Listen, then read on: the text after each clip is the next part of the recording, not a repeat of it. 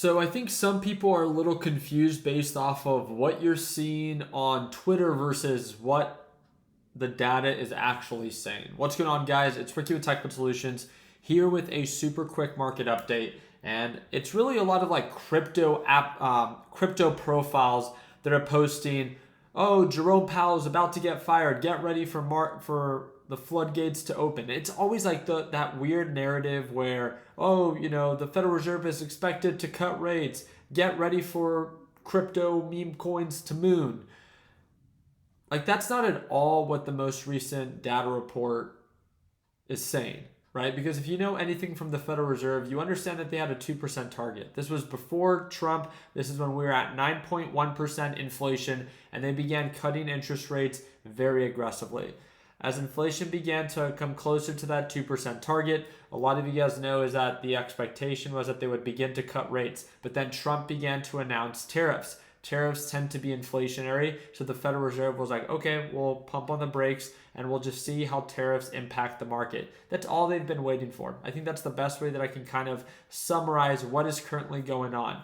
And if they showed, and the data supported, it's not just an opinion, it's not just, we want to talk about it, it's if the data supported the case that inflation was actually going towards the 2% target, then yes, the Federal Reserve would have every reason to start cutting interest rates very quickly. According to the Fed Rate Monitor tool, this is something that you guys have access to, there is a 95.7% probability that the Federal Reserve is going to pause once again. Again, if you guys want any of these investing.com tools, from everything it is that I use from Investing Pro to investing.com, it's all linked in the description down below. I think it's the 6th link in the description if you want that little discount link. But with that being said, we are 1 week, pretty much 2 weeks away from the up and coming FOMC rate decision. And I just want you to pay attention to how all these crypto profiles will try to convince you and persuade you that you need to buy now because the Federal Reserve is going to cut rates and you don't want to miss out on this because they need you to buy into their Ponzi loop, so hopefully it continues to pump. Because everyone knows that crypto, and just like much of the market, it's incredibly overbought and overvalued within a short period of time.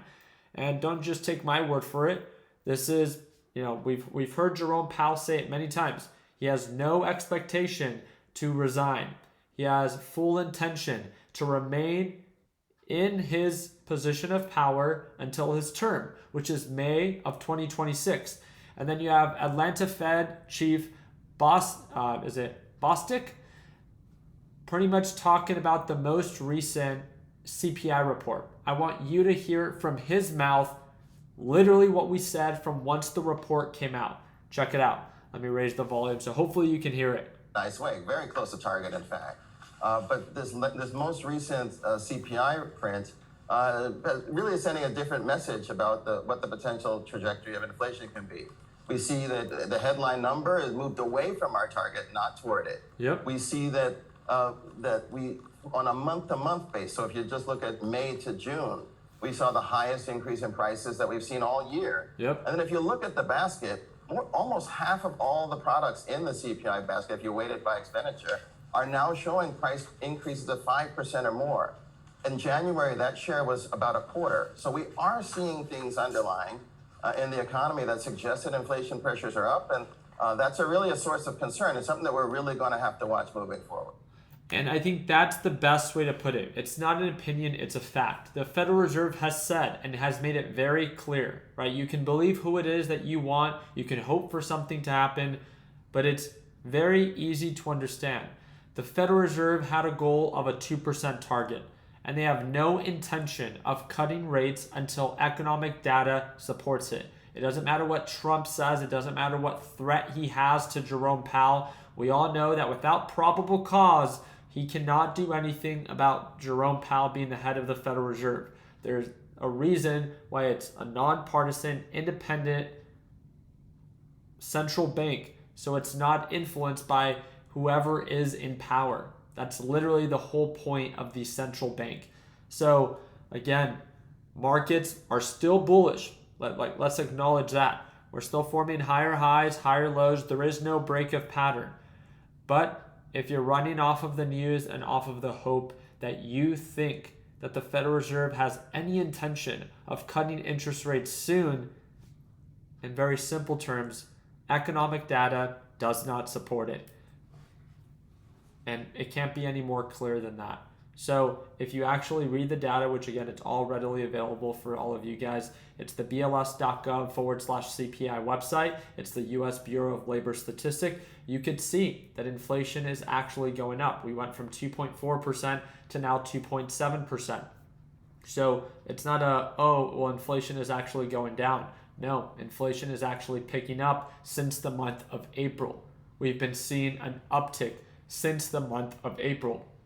And that's definitely something that is going to be of concern to the Federal Reserve, because if inflation continues to go up, then the Federal Reserve is only going to be less likely to cut interest rates. And remember, the US, Trump, the reason he's so upset is because they need to refinance their debt. But that's Trump's fault. He should have not raised tariffs if this would have applied this kind of pressure on the Federal Reserve, which is why he's so mad at Jerome Powell. He's blaming Jerome Powell for, hey, you're costing Americans $1 trillion a year on interest payments alone because you won't cut rates. No, buddy. Just like an idiot that takes out too much debt in credit card debt, it's not the bank's fault. We all knew what the rates were. It's available to everyone. It's just your inability to control your finances. And I'm not just saying that Trump's did it. I'm saying that he inherited also trillions of dollars worth of debt. But because of this big, beautiful bill, he plans to add more to it, which means that our deficit and the amount that we borrow is only going to get that much bigger. Imagine that. $1 trillion a year is currently what we pay in interest payments alone based off of the dollar amount that we borrow. Insane. But guess what? All the things that he campaigned on about reducing our deficit, getting rid of the federal income tax to implement tariffs, where is all that energy? All I hear is the Epstein files don't exist. We're raising tariffs, but we still have existing federal income tax, and markets are thriving, yet people can literally not afford to buy a house. It's cheaper to rent than it is to buy. So do not get it twisted. Because markets are bullish does not mean that our economy is thriving.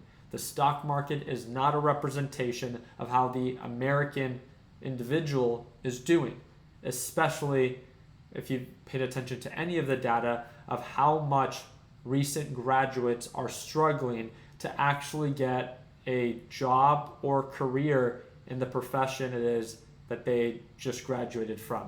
It's insane. But again, we'll see how things continue to develop. Will markets continue to push up as they remain irrational, or is this all going to pop and we're going to see a strong correction? Because that's the biggest thing. We need a trigger. Every single time that markets correct themselves or see a significant pullback, there is always a trigger, from COVID to there was an attack when Russia attacked Ukraine to the trade war. There's always a trigger that sparks a downfall. So that's essentially what we're looking for. As of right now, markets are still bullish. In my opinion, they're still overbought and overvalued. I don't think big picture it makes sense to invest aggressively at these levels, but that doesn't mean that you should sell everything, right? I have a bunch of long-term plays that I have no intention of selling. I just have no intention of adding more at these levels. You might be asking, well, why? Risk to reward.